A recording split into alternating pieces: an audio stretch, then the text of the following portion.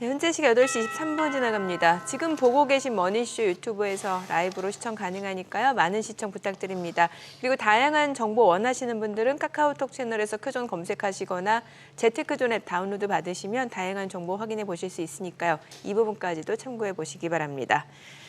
뉴욕 증시, 나스닥은 정말 AI 열풍으로 인해서 좀 닷새 연속 상승세를 이어가면서 사상 최고가 행진을 이어가고 있잖아요. 네, 한때 우스갯소리로 스쳐도 중상이라고 하더니 요즘은 AI는 스쳐도 그냥 광풍이죠. 광풍입니다. 예. 옛날에 처음 접했을 때 AI는 조류독감이었는데 이제 그거는 그 당시 기억나시죠? AI 알죠. 근데 그때 조류독감의 AI는 뭐의 약자인지도 이제 다 까먹었네요. 이제 인공지능, 아티피셜 인텔리전스 맞나요? 그렇죠. 이거는 그거 한데, 야 그쪽이고 우리는 스쳤다 하면 김이네요, 한국은. 지난주 보니까 사조 수산주. 무슨 우양도 그렇고. 사조 대림 CJ 식푸드. 지금 안 그래도 저 시세 나오는 와중에 송 대표님한테 여쭤봤잖아요, 궁금해서. 아니 지난주 금요일날 뭐가 있어서 수산이 저렇게 뛰었나 했더니 저쪽에서 또 이제 냉동 김밥도 만든다고. 사조 대림에서 냉동김밥 3종을 수출합니다. 미국이 AI로 전 세계를 석권하는 동안 우리는 김밥으로 그냥. 아니 사조 그룹주들이 진짜 상한가였네요. 이게 36톤 출고래요. 좋은 건지 나쁜 건지. 새로운 수출주죠. 그러네요. 네. 대한민국 최고의 성장 섹터입니다. 반도체 차만 수출하는 게 아니라 네, 그러네요. 김밥부터 해서 K푸드 열풍입니다. 검은 반도체인가? 알겠습니다. 검은 반도체. 네, 저희 바로 모셔보도록 하겠습니다. 디멘전 투자자문 투자부문 송재경 대표님 함께합니다. 어서 오세요. 안녕하세요, 대표님. 예, 지금 요즘 저희 굿모닝 마켓에서도 그렇고 다른 시황에서도 그렇고 첫 단어가 편식입니다.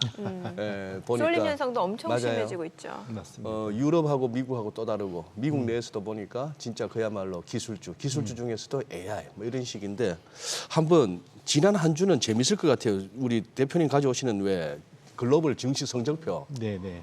극명하게 갈리지 싶은데. 맞습니다. 네. 말씀 주신 대로 AI 주도로 시장이 완전히 성적표가 갈렸고요. 네. 결국은 AI의 본고장인 미국 안에서도 나스닥백이 한 주간에 3.5% 이건 다 ETF로 환산하는 거라서 네. 지수하고 조금 다를 수는 있는데 어쨌든 3.5% 성장을 했고요. 상승을 했고요. 그와 가장 연결이 잘 돼 있는 대만 가권 지수 TSMC 기본적으로 이것이 한 3% 이상 올라가면서 오호, 예. 이 기본적으로는 결국은 AI에 집중돼 있는 시장이 다 제일 많이 올랐다 보셔야 될 것 같고요. 이것의 근간은 저기에 있었던 것 같습니다. 결국은 우리가 뭔가 큰 기업이 헤매다가 이제 다시 복귀하면 왕의 귀환이라는 표현을 보통 쓰지 않습니까? 예.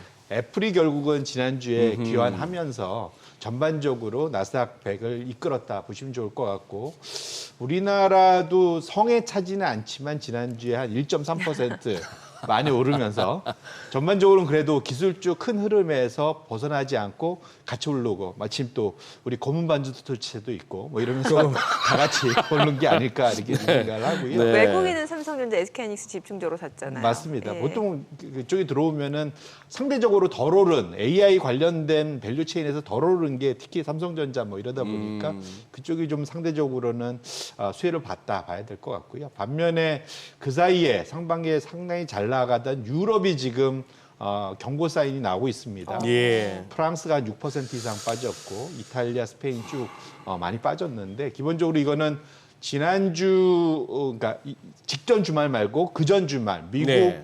의회 선거가 있었는데 우경화가 좀 더 많이 진전이 됐죠. 극우가 자리를 많이 차지하면서 프랑스의 조기 총선이 선언이 됐습니다. 마크롱 대통령이 상당히 좀 모험을 한 네. 거죠, 배팅을. 네네. 근데 문제는 이렇게 되면 프랑스의 생각보다는 이런 재정적인 불확실성이 커지지 않겠느냐는 우려 있다도 저희가 논의하겠지만 이런 것이 전반적으로 프랑스 쪽의 과거 10여 년 전에 유럽의 부채, 금융위기를 떠올리는 그런 상황이 되면서 유럽, 특히 부채가 많은 프랑스와 이태리 중심으로 주가가 많이 하락한 그래서 완전히 양극화로 AI 기술주가 있는 시장은 많이 오르고 반면에 금융위기 다시 재현되는 거 아니야라는 시장은 빠지고 이렇게 극명하게 구분이 됐다 이렇게 볼 수 있을 것 극명하게. 같습니다. 네. 뭐 지금 간단하게 이제 기술주가 시장 상승을 이끌었기 때문에 나라별로도 이제 수익률 차이가 있었던 것 같고 미증시 쪽에서 보면 최근에 이제 애플 인텔리전스 발표 이후에 지금 주가가 다시 상승 모멘텀을 되찾았고 엔비디아 같은 경우는 주식 분할 이후에 지금 이미 $130를 넘어섰죠. 맞습니다. 엔비디아 정말로 열풍이죠. 예. 그래서 네. 딱 두 가지를 지난주를 생각하면 엔비디아가 끌고 애플이 밀고 그렇게 아. 두 회사가 모든 걸 다 했다 보면 좋을 것 같고요. M7 내에서도 보시면 확실하게 엔비디아가 지난 한 주에도 9% 올랐고요. 그다음에 애플이 거의 8% 오르면서 올해 연간 10% 올랐는데 지난주에 다 올랐어요. 그러네요. 그다음에 이제 마이크로소프트 메타 정도가 이제 거들었는데 제가 봤던 거는 그래 다시 AI 열풍이다를 보는 것도 중요하지만 제가 지난 한 주 동안 AI 관련된 애플의 전략을 보다 보니까 흥미로운 지점이 하나 있습니다. 뭐예요? 뭐냐면 애플이 오픈 AI를 탑재하기로 했잖아요. 새로운 예. 오픈에 대해서는. 예. 이제 올해 말이나 내년부터 시작될 네. 텐데 문제는 둘의 계약이 특이합니다. 서로 돈을 주고받는 게 없어요. 그래요? 예. 그게 지금, 그러니까 그 블룸버그나 이런 데에서 익명으로 보통 다. 그 다음에 거기 질문하면 대답은 안 하는데 그 얘기는 서로 돈을 주고받지 않는다라고 하거든요. 뭐냐면 오픈, 그러니까 그냥 애플이. 표면적으로만 그거 이면 자기들끼리는 뭐 주고받을 수도 있는 거 아닌가요? 근데 제가 이제 충분히, 그러다 보니까 애플이 왜 올랐는지가 이제 이해가 되는 거죠. 왜 그러냐면 애플 입장에서는 손 안 대고 코 푸는 어허. 상황이 됐다. 왜냐면 애플이 전 세계의 하이엔드 폰에 뭐 거의 절대 지존이지 그렇지. 않습니까? 예. 지금 미국에서는 60% MS 갖고 있고 네. 전 세계적으로 한 30%지만 그 다음에 지금 애플에 수억 대 깔려 있는 이런 아이폰 이용자들한테 오픈 AI의 챗 GPT 서비스를 소개할 수 있다는 측면에서 그러니까 오픈 AI 입장에서는 그러한 장이 열린다는 더 거에 빠르게 충분한 보급되는 거죠. 맞습니다. 예. 그렇게 해서 이제 그걸 연 건데 네. 애플 입장에서는 돈을 안 받을 수 있는 것 중에 하나가 그 뒤로 줄을 서 있죠. 구글, 제미니도 지금 이제 협상하고 있지 않습니까? 마이크로소프트도 뒤로 사실은 AI 엄청나게 투자를 많이 해서 지금 AI 그 소위 그 LLM 서비스를 내놓고 있는 데들이 지금 애플의 폰에 들어가고 싶어 한다는 거죠. 예. 결론적으로 저는 애플 입장에서는 전혀 손해 볼 게 없는데 네. 나머지 기업들은 어마어마한 돈을 투자해 갖고 예. 공짜로 지금 서비스를 해야 되는 거잖아요. 그러네요. 애플한테 열어서. 예. 그럼 과연 이 모델이 계속 갈 수 있을까에 대해서 고민이 되는 사실은 애플의 전략. 애플은 영리하게 잘했는데 나머지 기업들 입장에서는 경쟁이 좀 더 치열해지는 이런 상황이 연출될 수 있어서 무조건 AI만 되면 무조건 간다에 대해서 조금 더 퀘스천이 열리는 그러한 지난주에 변하지 않을까 변곡점이 저는 개인적으로 만약에 앞으로의 변화가 있으면 애플의 전략 발표가 큰 변곡점이 될 수 있겠다 저렇게 말씀드립니다. 대표님 지금 하신 말씀 가운데 다 이해가 되는데 그럼 오픈 AI는 샘 얼트만은 머스크하고 달리 그때 둘이 갈등이 그거 아니었습니까? 오픈 AI 처음 설립할 때 이거는 비영리 기업으로 가자. 인류를 위해서 했다가 거기서 약간 둘이 갈린 거 아닙니까? 얼트만은 좀 돈 욕심이 좀 있는 사람 같던데. 뭐 30에 이미 백만장자가 된. 예. 예. 근데 애플에다가 그냥 공짜로 준다고요? 그러니까 그만큼 이제 제가 이제 이걸 미뤄 짐작해 보면 오픈 AI가 서비스는 출시했는데 1년이 지금 1년 반이 지났잖아요. 네. 킬러 앱이 없는 거죠. 돈을 벌 수 있는. 돈을 벌 수 있는. 네, 지금 그게 이제 원래 본인이 혼자 잘했었으면 네. 사실은 혼자 할 거잖아요. 예. 근데 오히려 거꾸로 다 붙어 나한테 애플도 붙고 삼성도 붙고 하라고 해야 될 텐데 거꾸로가 됐다는 걸 봐서는 지금 상황에서 보면은 역시 지금 고민이 투자들을 어마어마하게 지금 LLM에 하고 있는데 예. 이걸 가지고 확실한 캐시플로우를 만들 수 있는 서비스나 이런 것이 아직은 명확치 않기 때문에 과거에 우리가 닷컴 버블 때도 공짜 서비스 어마어마하게 네네, 뿌렸지 않습니까? 네, 맞아요. 유사한 게 지금 혹시 벌어지고 있는 거 아닌가라는 그러한 제 의구심이 드는 지난 한 주였다. 저는 이러다가 뭐 개인적으로 아이폰 유저들은 이제 새로운 애플 아이폰을 이제 사용하다 보면은 챗 GPT가 이제 일상화되는 거고 거기서 뭔가 유료 서비스가 나오면 또 자연스럽게 또 쓰게 되겠죠. 그렇죠. 근데 그래서 오픈 AI만 하는 게 아니라 이제 구글 것도 들어올 거고 예. 마이크로소프트도 그럴 거고 그러니까 폰 안에서 경쟁이 일어나겠죠. 그래서 제가 보기에는 애플 입장에서는 상당히 약간 뭐랄까요? 그러니까 소위 그 포탈이라고 하죠. 네네. 그런 플랫폼 서비스의 본연으로 그렇죠. 좀 돌아가 있는 거다. 이렇게 봐야 될 것 같습니다. 저 같은 경우만 하더라도 이번에 이 애플 다시 한번 그 시총 1위를 왔다 갔다 하는 그 재료가 뭔가 한번 그 정도 파워가 있는가 생각해 보니까 어느 정도 일리가 있는 게 저만 하더라도 처음 썼던 게 그냥 갤럭시 노트다 보니까 조금 큰 화면에 나중에 또 보니 애플이 또 이거하고 삼성 거하고 다르게 좀 사용하는 게 좀 다르더라고요. 익숙지가 그렇죠. 않고. 근데 계속 이걸로 왔는데 만약에 애플이 지금 시도하는 그게 빨리 현실화되고 우리 삼성 폰이 못 따라간다면은 저도 한번 바꿔볼 것 같네요. 오. 그래 되면 엄청난 수요죠. 오. 이제 말로 다 되니까. 그러니까. 네, 굳이 내가 이게 조작 안 해도 되고. 네. 어. 뭐 맨날 누르고 깔고 뭐 싫었는데 말로 할 수 있다니까. 그러네요. 아, 그 정도의 동력이네요. 그 정도의 동력이죠. 예, 갤럭시 유저가 아이폰을 쓰겠다라고 하면은요. 예. 그런데 지금 대표님 지금은 M7 내에서 봐주셨지만 지금 사실 그동안에 우리도 마찬가지였지만 미국 증시의 시황도 보면은 상승 종목보다 하락 종목이 많았고 AI 쪽 관련한 그런 기술 쪽 섹터 몇 군데 빼고는 다들 지금 안 좋단 말이에요. 그 부분도 한번 살펴봐 주시면은. 맞습니다. 말씀 주신 대로 네. 지금 편식, 네. 뭐 편식이 정말 심하다. 집중, 제가 아마 한 몇 개월 동안 좀 집중 얘기 말씀드렸었는데 예. 이것이 지난주에 좀 더 폭발한 것 같고요. 그래서 지금 미국의 업종별 수익률 제가 가져와 봤는데 네. 지금 그러니까 지수를 끌어올린 거는 IT 쪽, 정보기술 쪽밖에 없고요. 나머지들은 다 지수보다 못했다.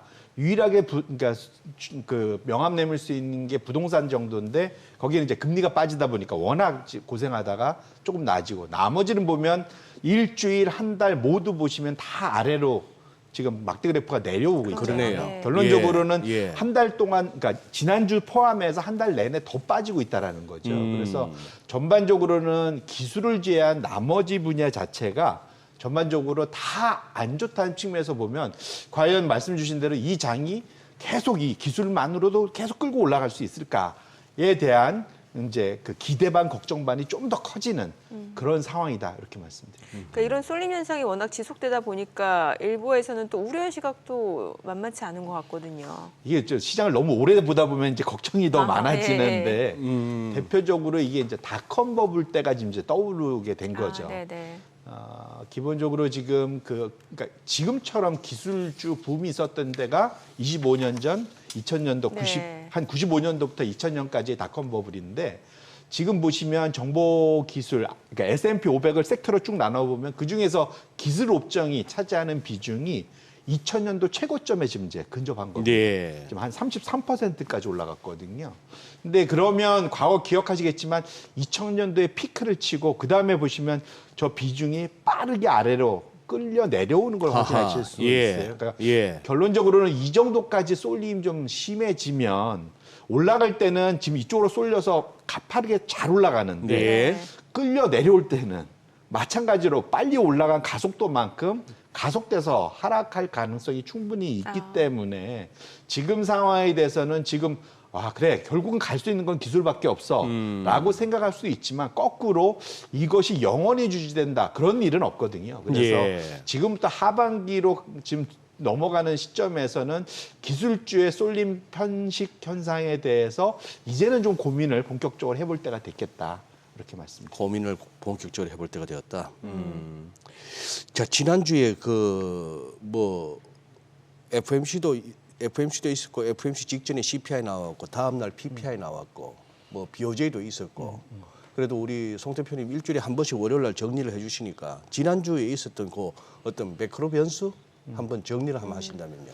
결론적으로는 CPI, PPI 5월 달은 정확히 시장이 원하는 데이터들이 시장이 원하는 나왔습니다. 데이터가 나왔다. 상당히 안정화되는 데이터. 네.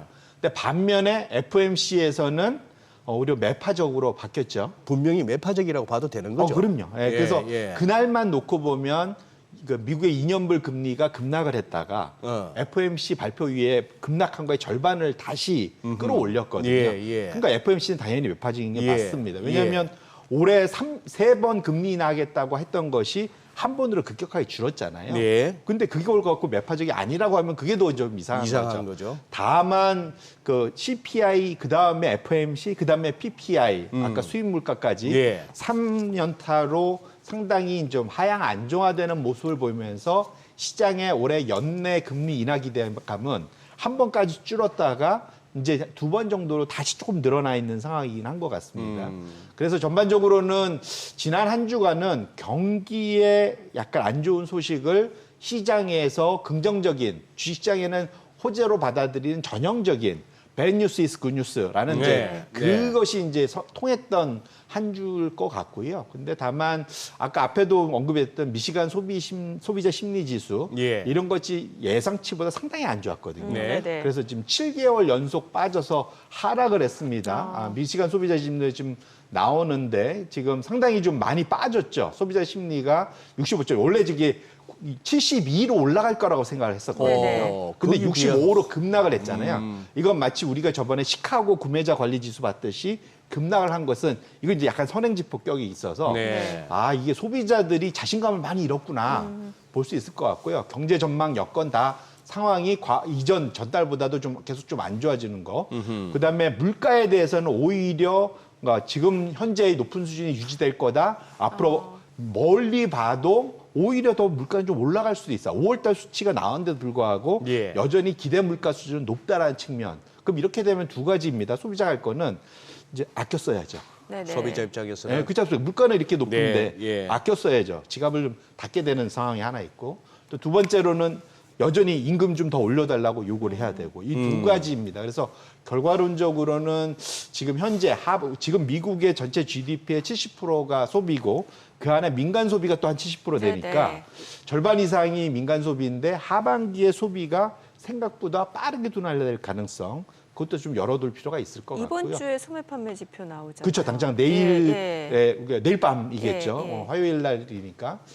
그런데 소매 판매가 지난달 기준으로 마이너스, 실질 소매 판매가 마이너스로 바뀌었지 않습니까? 네. 이것이 어떻게 되는지도 한번 볼 필요가 있을 것 같고요. 전반적으로는 지금 조금 그 보수적으로 보는 분들은 우리가 지금 연착륙으로 가고 있는 게 아니라 태풍의 눈 한가운데를 지나고 있는 거 아니냐는 걱정도 하고 있으세요. 이게 무슨 말이냐면 태풍의 눈은 그 사이를 지날 때는 고요하고 좋잖아요. 태풍의 네, 눈은 네. 고요하죠. 예.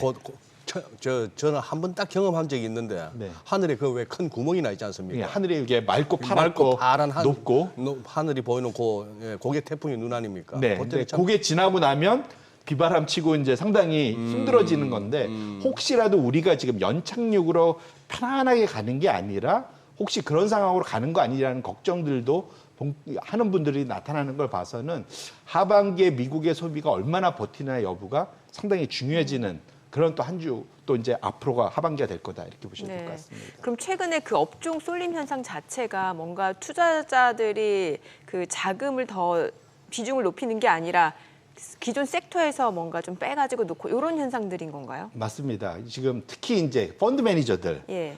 저도 펀드 매니저 해봤지만 이런 장은 현재 주도주를 들고 있으면은 아주 마음 편하고요. 네네. 밤에 잠이 잘 오고 이게 부족하면은 행복한 고민하고 네, 그렇죠. 부족하면은 이게 새벽에 눈이 저절로 떠지고 예, 잠도 안 오고 그렇죠. 이렇게 됩니다. 그러다 보니까 미국의 이제 뮤추얼 펀드 매니저들이 비중을 지난 3개 분기, 그러니까 작년 4분기, 올해 2분기, 현재까지 보시면 늘린 거는 빅테크밖에 없어요. 보시면.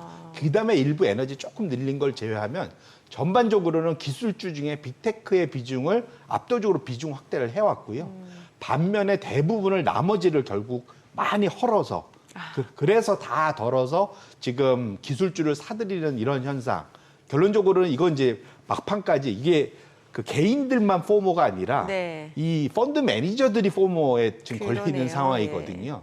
이러다 보니까 결국은 지금 지난주 같은 경우도 사실은 애플의 그것이 물론 좋은 굿뉴스지만 네. 저렇게까지 끌어올릴 정도냐에 대해서는 퀘스천이 네. 있을 수 있는데 결론적으로는 지금 전반적으로 개인도 마찬가지지만 소위 전문 투자자를 할 수 있는 펀드 매니저들조차도 상당히 몰려서 투자하고 있다는 측면에서 이 가파르게 올라갈 수 있는 개연성은 있으나 아까 봤듯이 가파르게 떨어질 수 있는 우려도 상존한다. 이것들을 꼭 염두에 두실 필요가 있겠다 말씀. 네. 우리 또 시청자분들께서 왜 저 한 주 시작하는 월요일만 되면은 송교경 대표라는 분이 나와가지고 가파르게 올라갈 수도 있지만 가파르게 떨어질 수도 있다. 우리가 태풍의 눈을 지나가고 태풍의 눈에 지금 위치하고 있을 수도 있다. 이런 좀 듣기 겁나는 소리만 하시나 싶으실 텐데 제가 봐서는 대표님이 잘하고 계신 거에 월가에서 그 비관론의 정점에 서 있었다고 하는 그 에버코아의 그 누굽니까 줄리안 에마뉴엘 여기가 보니까 지난주에 S&P 500 6천 간다고 네네. 전망을 했더만요. 봤습니다. 거의 완전 막 월가에서 이게 돼버렸는데 위쪽으로는 네. 그것도 너무 이렇게 고음이 또 갑자기 황소로 또 미친 듯이 돌변하면 또 불안한데 그것도 인간 지표에 안 할 수 있죠. 예 그걸 또 희석시켜 주시는 또 우리 대표님 그쪽에서는 예 무슨 말인지 아시겠죠? 예, 거기서 우리 월요일날 송 그렇죠. 대표님까지 막 이거는 그냥 가는 겁니다. 그러면 이제 우리- 오히려 더 불안할 수 예 있죠. 그럴 수가 있는 거죠. 예. 이제 남은 건 JP 모건 하나 남았네요. 콜라노비치 네.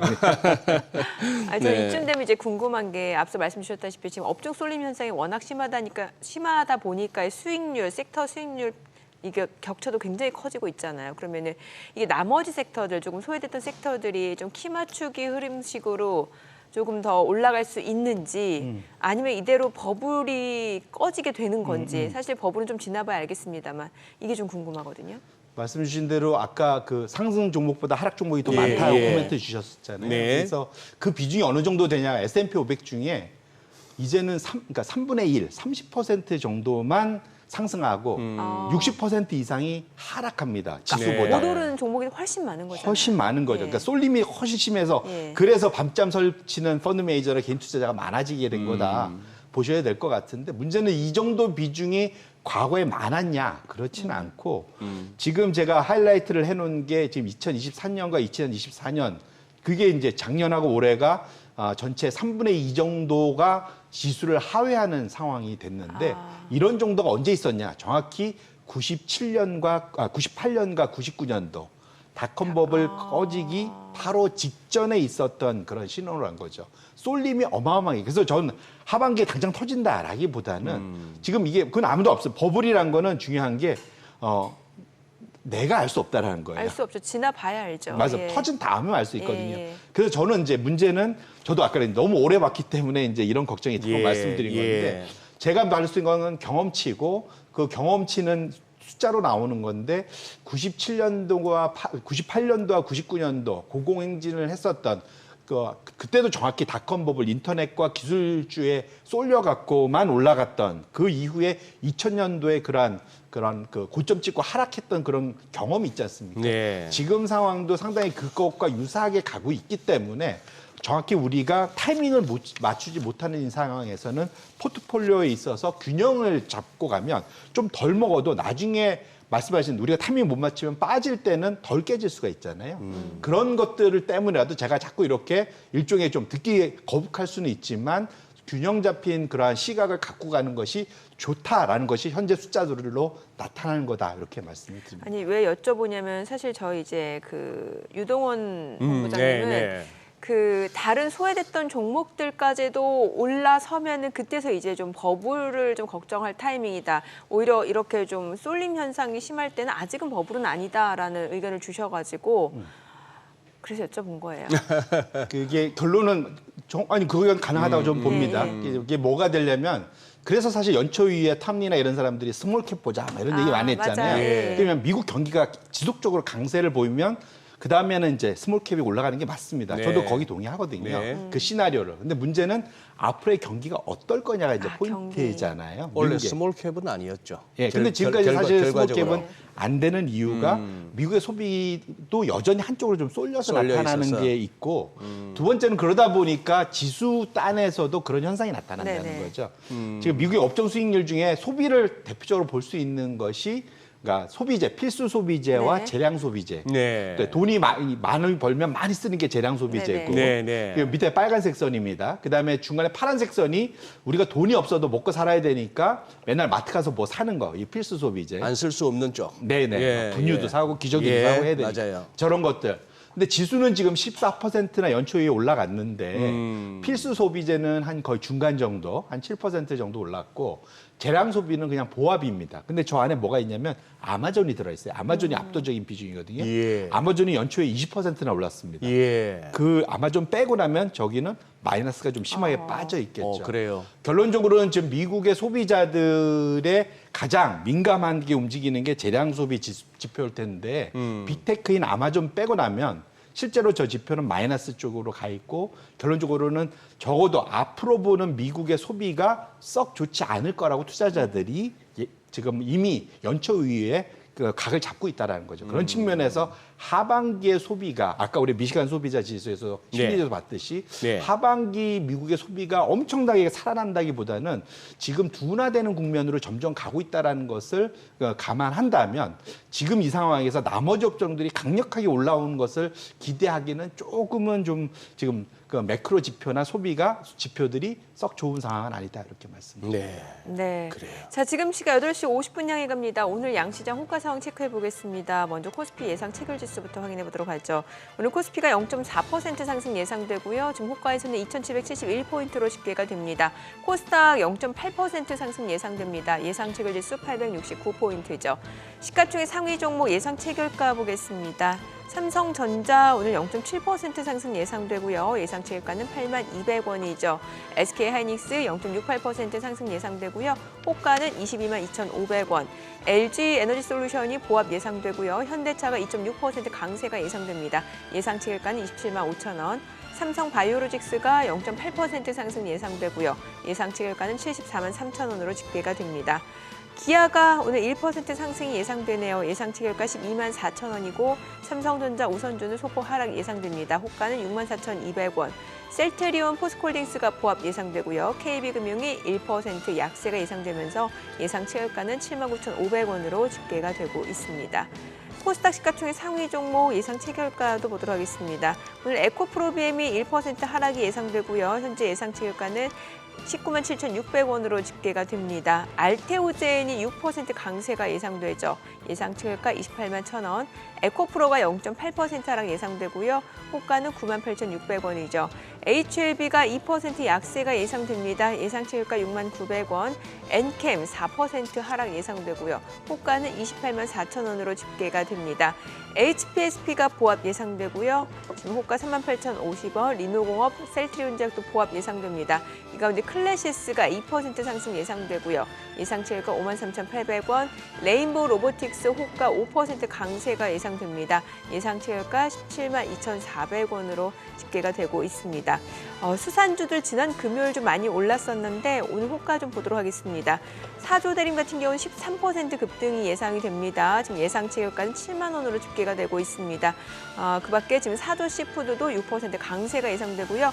지금 예상 체결가 6,480원. 지난 금요일에 사조대림, 사조산업, 사조시푸드 이제 냉동김밥 수출 소식에 상한가를 기록을 했었는데 일단 오늘 호가 분위기로 봤을 때는 또 강세가 예상되는데 워낙 또 호가하고 또 개장 이후 시초가 흐름이 다를 수 있기 때문에 변동성에는 좀 주의를 하셔야 될 것 같습니다.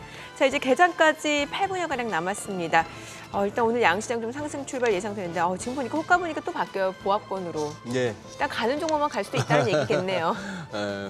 아니 뭐 주말 우리 코스피 야간 선물 보면은 오늘은 그래도 조금은 약하게 시작하고 나서 그 다음에 뭐 방향을 모색해야 되는데 아까 처음에 보여준 동시효과는 조금 네. 과했던 것 같고요.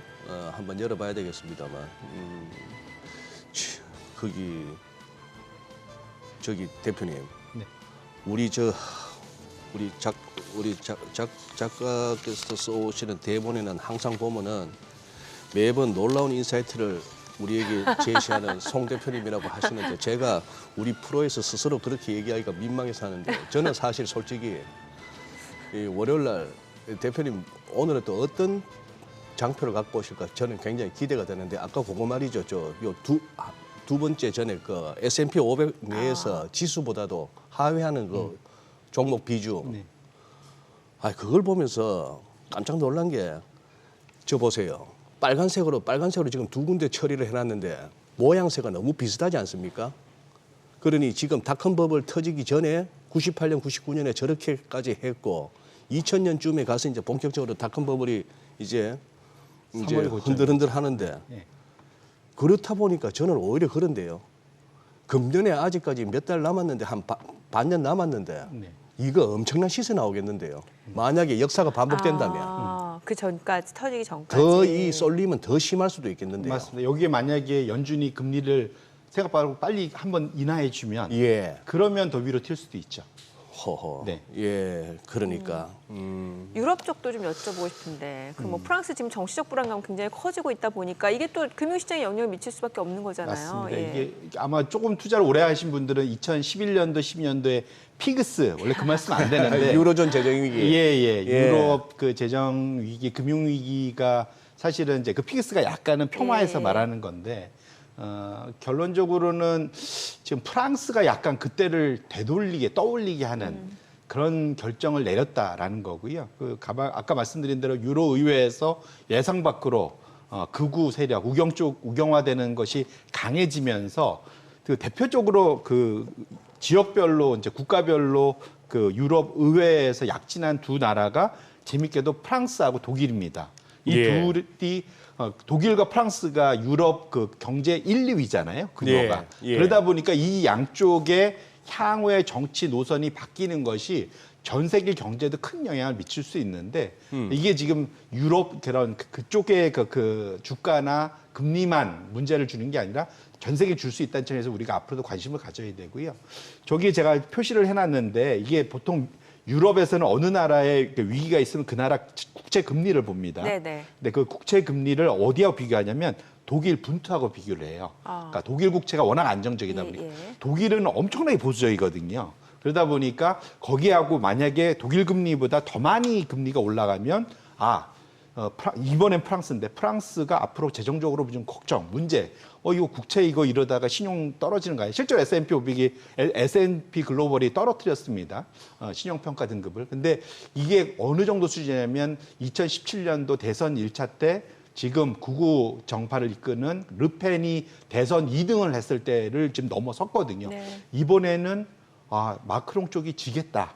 원래 이 총선이 3년에 남아 있거든요. 예. 원래 2022년에 한 번 했고 2027년에 해야 되는데 지금 땡겨갖고 지금 2024년에 지금 조기 총선을 하는 거거든요. 그러다 보니까 이번에 질 가능성이 이제 6월 말입니다. 얼마 안 남아서 생각보다는 이렇게 되면 프랑스가 재정 위기에 빠지는 거 아니야? 이런 걱정. 근데 왜 그러면? 그래서 저도 이번에 한번 조사를 해봤습니다. 왜 프랑스를 이렇게까지 걱정하지?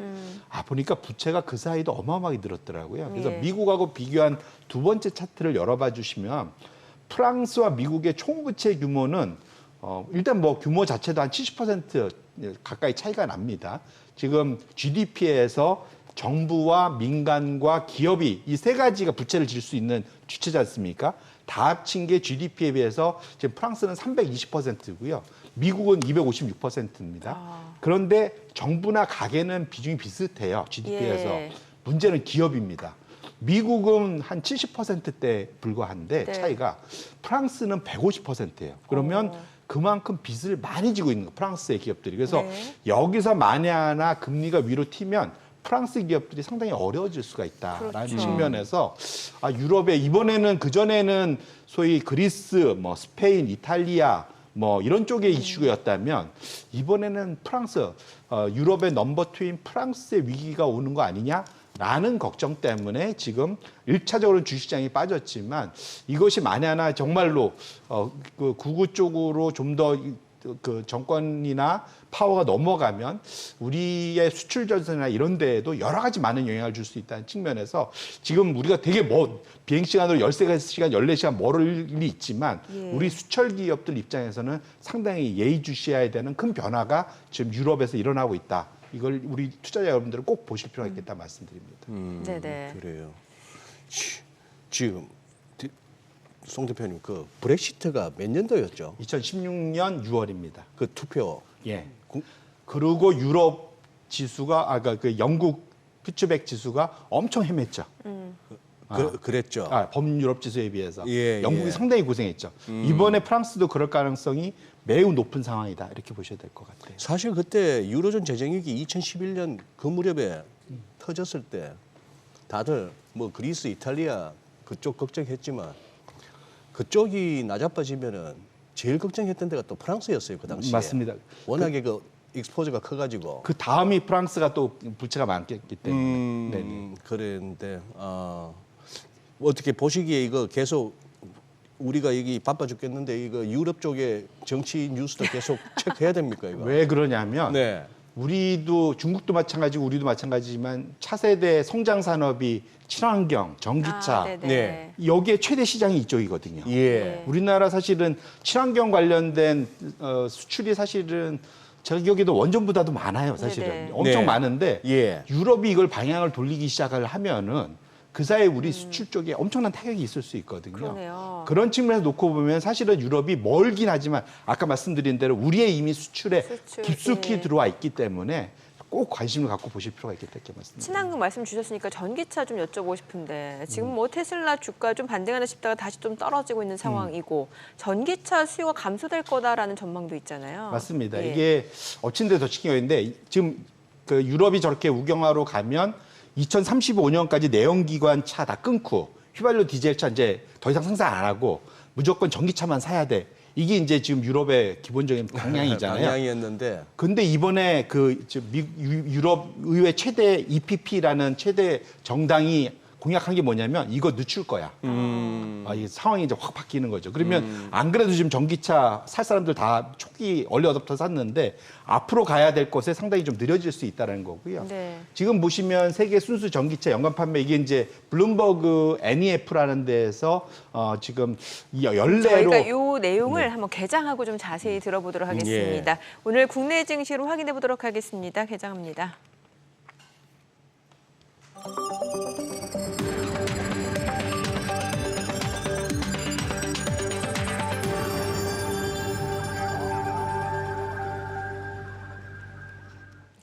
네, 6월 17일 월요일 국내 증시 개장했습니다. 지금 뭐 미국 뉴욕 증시 AI 열풍이 일고 있습니다. 나스닥 닷새 연속 상승하면서 사상 최고치를 이어가고 있는 상황이고 반면에 다우지수는 지금 상승 모멘텀이 다소 좀 둔화되고 있는 양상이고요. 국내 증시 같은 경우도 이제 뭐 반도체 섹터 위주로 좀 상승세가 이어지고 있는 상황이고 이번 주 미국에서 5월 소매 판매 지표가 나오기 때문에 이 부분에서도 미국과 관련해서는 이제 경기성을 좀 가늠할 수 있는 이벤트가 되지 않을까 싶습니다. 오늘 국내 증시 좀 확인해 보도록 하겠습니다. 출발 지수 좀 보도록 하죠. 오늘 코스피가 약보합 출발이네요. 2,754포인트, 코스닥도 0.2% 소폭 하락입니다. 859포인트입니다. 시가총액 상위 종목 시초가 보겠습니다. 오늘 삼성전자 지금 0.5% 떨어집니다. 확실히 호가와는 좀 분위기가 달라요. 79,100원. 호가에서 봤을 때는 이제 8만 원 선을 좀 돌파할 것으로 기대가 있었는데 막상 이제 개장하고 나서 보니까 오히려 좀 주가는 좀 내림세입니다. 79,200원. SK하이닉스도 0.6% 떨어집니다. 219,500원. LG에너지솔루션이 1% 약세입니다. 344,500원. 오늘 현대차가 좀 많이 올라갑니다. 5% 강세입니다. 28만 3천억원에서 거래되고 있고요. 삼성전자 우선주는 0.7% 떨어지고 기아도 많이 올라갑니다. 2% 상승합니다. 지금 2거래일 연속 강세 흐름 이어지고 있는 가운데 뭐 현대차 같은 경우는 인도법인 IPO 이슈가 있기 때문에 이 부분까지도 상승 모멘텀으로 더해지면서 지금 현대차는 나흘 만에 반등을 보여주고 있습니다. 기아도 동반 강세 흐름 이어지고 있죠. 삼성 바이오로직스가 0.5% 떨어집니다. 73만 2천 원이고 셀트리온 지금 약보합권으로 18만 3,300원 그리고 KB금융이 0.8% 떨어집니다. 8만 200원. 포스코홀딩스가 1% 약세 37만 4,500원에 거래되고 있습니다. 코스닥 시가총액 상위 종목 시초가도 보겠습니다. 에코프로비엠이 연일 약세 흐름 이어지고 있습니다. 6거래일 연속 하락세 이어지면서 주가는 19만 4,700원에 거래되고 있고요. 알테오제는 2% 강세입니다. 27만 1,500원. 에코프로 1% 약세죠. 9만 8,200원. HLB가 0.9% 떨어집니다. 6만 1,700원이고 엔캠 4% 하락합니다. 지금 28만 5,500원에 거래되고 있고요. HPSP가 0.3% 올라갑니다. 3만 8,200원. 리노공업은 약보합으로 26만 500원. 셀트리온제약 좀 떨어지네요. 9만 3,100원이고 레인보로보틱스가 지금 4.6% 강세입니다. 17만 1,600원에 거래되고 있는 상황입니다. 그리고 클래시스가 3% 약세로 5만 500원. 현재 주가 흐름 이어지고 있고요. 오늘 시장에서 강세를 보여주고 있는 섹터 종목들 좀 체크를 해보도록 하겠습니다. 오늘 미용 의료기기 관련 섹터는 굉장히 좋습니다. 라메디텍 오늘 신규 상장한 종목인데 지금 170% 급등을 합니다. 오늘 신규 상장한 종목이 이제 미용 의료기기 쪽에 속하다 보니까 그쪽 섹터의 상승을 좀 주도하고 있는 것으로 보여집니다. 라메디텍 175% 급등하고 있고요. 또 지난주에 상장한 종목 그리드 위즈는 오늘 물량들이 좀 나오면서 1% 하락 흐름 이어지고 있습니다. 피부 미용 의료기기 좀 볼게요. 지금 파마리서치가 4.5% 올라갑니다. 13만 7,800원이고요. 한국 BNC도 3% 강세입니다. 그 밖에 휴젤 이루다가 1% 안팎으로 올라가고 있는 상황이고요. 휴메딕스, 비올이 1% 이상 올라갑니다. 오늘 미용 의료기기 쪽이 올라가긴 합니다만 지금 보시다시피 뭐 종목별로는 좀 혼조세 흐름 좀 이어지고 있다라고 보셔야 될 것 같고 오늘 신규 상장 라메디텍의 급등으로 미용 의료기기 섹터 강세 흐름이 이어지고 있는 것으로 보여집니다. 이 가운데 제닉이 2%또 상승을 보여주고 있는 상황이죠. 오늘 수산주도 흐름 좋습니다. 지난 금요일에 이제 사조 대림, CJ 시푸드를 비롯해서 수산주도 강세가 이어졌었는데 사조 대림이 오늘 19% 급등합니다. 73,800원이고 사조 산업이 3.6% 올라갑니다. 51,500원. 사조 시푸드 11% 이상 급등합니다. 6,800원에 거래되고 있고요. CJ 시푸드도 1% 올라갑니다. 사조 대림과 관련해서는 냉동김밥 3종 수출 소식이 전해지고 있는 상황이고요. 수산주도 강세 흐름 이어지고 있습니다. 자동차 섹터 보셨죠? 현대차, 기아뿐만 아니라 HL만도도 2.5% 상승합니다. 44,100원 선에서 거래되고 있고요. 현대위아도 1% 상승합니다. 오늘 자동차 섹터 쪽 흐름 좋고요. 이 정도 좀 보시면 될 것 같습니다. 지금 시각 9시 4분 지나갑니다. 수급 상황 좀 체크해 보도록 하겠습니다. 오늘 유가증권 시장에서는 개인 투자자 순매수 보여줍니다. 611억 원 매수 우이고요. 외국인과 기관은 각각 480억 원, 107억 원 매도 우입니다. 코스닥도 마찬가지입니다. 개인 투자자가 544억 원 매수 우이, 외국인과 기관은 각각 116억 원, 321억 원 순매도입니다. 오늘 외환시장 개장 상황 보도록 하겠습니다. 달러원 환율입니다. 오늘 3원 70전 상승한 1,383원에 개장이 됐습니다. 와, 환율이 좀 많이 올라가네요. 그러네요. 네. 예, 지금 워낙 바깥에서 달러 인덱스로 표시되는 그 달러 강세가 계속 이어지다 보니까 정확하게 NDF 시세 반영하는 것 같고, 와, 현대차가 이런저런 호재성 재료도 나오긴 하지만도 이게 28만 원 넘어선 거는 우리 그때 그건데 뭡니까? 2021년 1월 달에 한번 28만 9천 원 한번 찍은 적이 있는데, 이제 얼마 안 남았습니다. 이게 28만 원대 진입한 거는 역사적으로 두 번째인데, 옛날 차화정 때 많이 갔었고. 그러네요. 네. 현대차. 그 정몽구 회장 시절에 그 왜 한전부지 삼성역 쪽에 그때 부지 사면서 그 당시 대표님 10조 원이었던가요? 그때? 맞아요. 예. 그때는 좀 논란이 있긴 했습니다만 역시 투자 중에는 땅 투자만 한 게 없네요. 저희 오늘 하우머니에서 땅 투자 얘기할 거잖아요. 지금 미리 예고성 멘트 해주신 거죠? 한국 사람들 죽을 때 땅 하고 죽는다더니 아유 참. 예. 앞서 저희 이제 그 예. 전기차 이야기 좀 해보고 있었는데 좀 마저 들을게요. 예, 지금 전반적으로는 전기차 분위기가 이제 썩 좋아지지는 않는 것 같아요. 아까 말씀드린 대로 그 연내 지금 예상되는 올해 내년 또 내후년 3개년에 대해서 블룸버그에서 그 연간 추정치를 내놓는데 대략 한 15에서 12%가량 다 낮춰 잡았어요. 그러니까 덜 팔릴 거다. 네. 이유를 봤더니 국가별로 G7 중에 미국은 포드나 GM에서 생각보다 전기차가 덜 팔려요 지금. 예. 그다음에 테슬라는 모델이 너무 노후화해 갖고. 맞아요. 예. 그리고 이제 머스크도 보니까 이 전기차에 관심이 없는 느낌이 드는 자꾸 딴 일만 하고 있고. 그런 미국 지금 상황이 그렇고 그다음에 이번에 트럼프 한일 되면 보조금 다 없앤다는 거지 않습니까? 글쎄요. 네. 이러고 있고 독일은 이미 작년 12월에 재정 부담 때문에 보조금을 아예 없애버렸습니다. 독일도. 그다음에 일본도 지금 소형차 라인에 그 지금 하이브리드 위주지 순수 전기차는 안 하고 있거든요. 거의.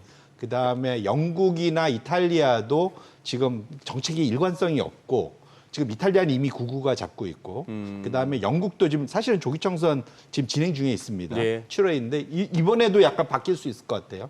어쨌든거나 전반적으로는 유럽이 최대의 전기차 소비 지역이었고 미국이 이제 그걸 따라오고 있었는데 분위기가 상당히 바뀌고 있다는 측면에서 전기차 수요가 좀 줄 수 있다는 걱정이 분명 더 있고요. 반면에 여기에 맞춰서 전 세계 배터리 업체들이 배터리 공급 그 생산 캐파를 어마어마하게 지금 늘려놨거든요. 근데 지금 중국은 이미 작년에 자기네 수요보다 한 3배 이상 늘려놓은 상태고요. 예.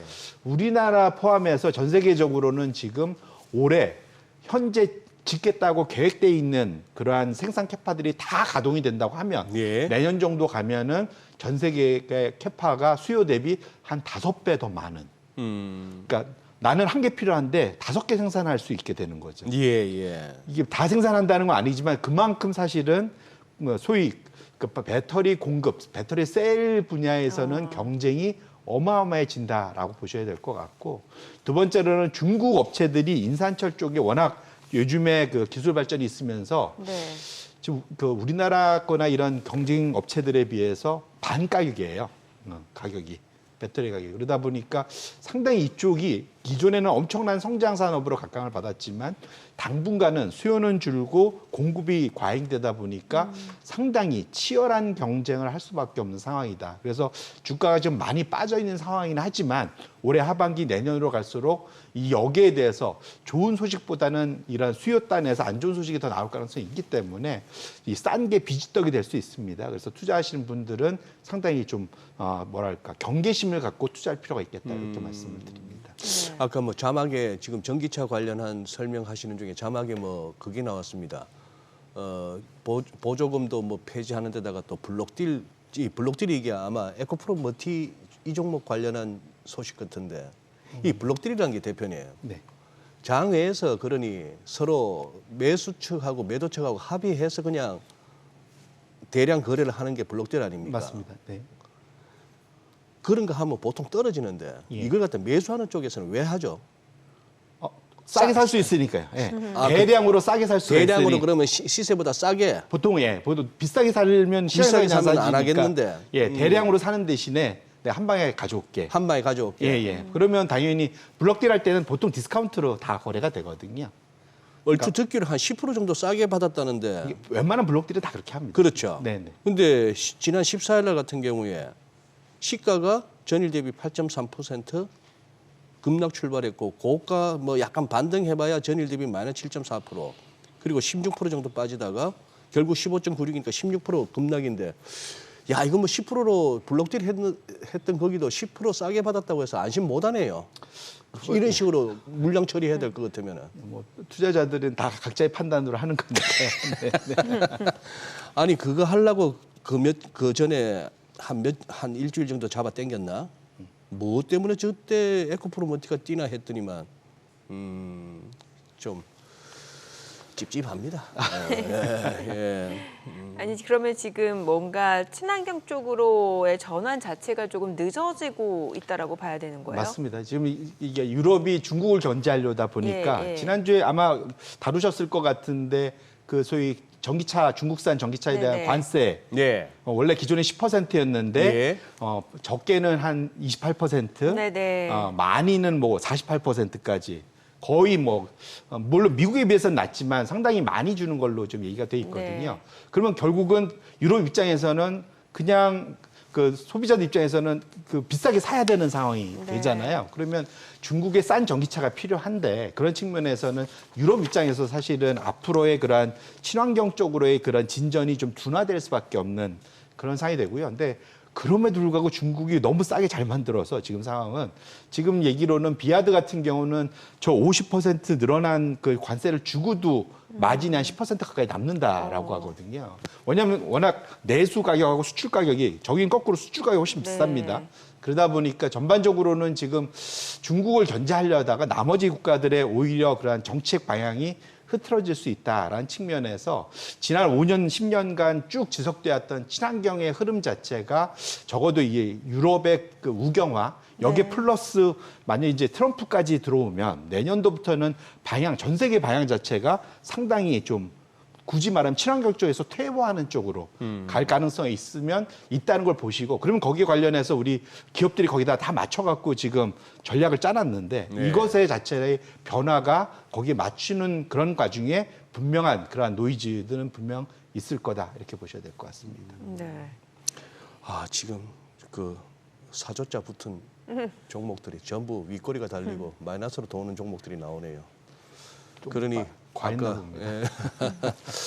요즘 좀 전에도 대표님 말씀하신 중에 지속이란 단어가 나왔는데 아 우리 K 증시에서 이 지속 좀 보고 싶습니다.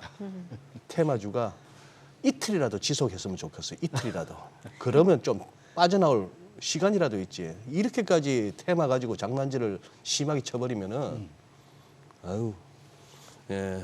유가 관련해서는 어떤 아이디어를 좀 얻어볼 수 있을까요? 최근 유가 보면은 그래도 어느 정도 좀 안정된 흐름이거든요. 결론적으로는 거꾸로 해서 앞으로 친환경, 예. 전기차 이쪽이 상대적으로는 좀 뭐랄까 앞으로는 성장성이 좀 둔화되면 예. 거꾸로 그 사이 이것 때문에 고생했던 게 이 화석연료 쪽이지 않겠습니까? 내연기관이라든지. 그렇죠. 예. 그래서 여러분들 잘 모르실 수도 있는데 그 원유를 생산해서 이걸 제품을 만들면 네. 가장 많이 쓰이는 게 원유의 소비의 절반이 길거리에서 운전하는 데 쓰입니다. 다. 예, 절반이. 그렇기 때문에 2035년에 유럽에서 내연기관 차를 못 팔게 한다는 게 엄청난 파급 효과가 있었던 그랬네요. 거거든요. 예. 그런데 이것이 앞으로 연장될 수가 있잖아요. 네. 그러다 보면 소위 피크 오일이라고 하죠. 네네. 원유의 고점 수요가 아직 더 멀어질 수 있다는 측면에서 유가가 그 사이 너무 많이 빠진 거 아니냐는 생각할 수 있을 것 같고요. 지금 브렌트 원유의 순매수 계약, 그러니까 선물 시장에서의 순매수 계약이 2014년도 최저점 수준까지 지금 내려와 있거든요. 지금 악재는 다 반영돼 있다 수급상에. 그렇게 볼 수 있다는 측면에서는 이게 유가에 대한 관심을 좀 다시 가져야 되지 않을까. 심지어는 오펙 플러스가 감산을 일부 줄인다고 함에도 불구하고 한번 관심을 가져야 되지 않을까 좀 생각을 하고 있고요. 이건 뭐 비슷한 건데 전에 봤던 거 업데이트를 한번 더 한 겁니다. 그렇게 놓고 보면 앞으로 이쪽은 원유와 가장 연관돼 있는 거는 미국의 결국은 에너지 업종 지표입니다. 네네. 최근에 한 달, 두 달 가까이 제일 많이 빠진 업종 중에 하나인데 사실 아까 보셨지만 기술주 팔면서 뮤추얼 펀드 매니저들이 유일하게 안 팔고 있는 업종이 네. 지금 에너지 에너지예요? 업종이에요. 그만큼 쌉니다, 지금. 그리고 여기는 배당과 자사주 소각을 꾸준히 잘해줘요. 그래서 예. 지금 보시면 밑에 파란색이 자사주 소각에서 오는 준후 환원율이고요. 어허. 네. 그다음에 밑에 주황색이 배당을 주는 데에 대한 주주환원 배당 수익률입니다. 다 합치면은 지금 시가 배당 합쳐서 7.6%나 되는 상황이거든요. 그러면 앞으로 혹시라도 시장에 변동이 오거나 할 때 가장 좀 편안하고 안정적인 캐시플로우를 줄 수 있는 것은 에너지 업종이기 때문에 지금 이 상황에서 기술주를 더 사기보다는 밸런스를 맞춘다면 에너지 업종의 비중을 좀 더 가져가시는 것이 어허. 앞으로의 그런 포트폴리오의 안정성을 확보하는데 훨씬 더 도움이 되지 않을까 이렇게 말씀드립니다. 네, 예. 알겠습니다. 오늘 내용 잘 들었습니다. 감사합니다. 고맙습니다. 고맙습니다. 네, 오늘 들으신 내용과 관련해서 더 다양한 정보 원하시는 분들은 카카오톡 채널에서 크존 검색하시거나 재테크존 앱 다운로드 받으시면 다양한 정보 확인해 보실 수 있으니까요. 이 부분까지도 참고해 보시기 바랍니다. 최근 외국인 또 어떤 리포트 관심 있게 보는지 확인해 보겠습니다.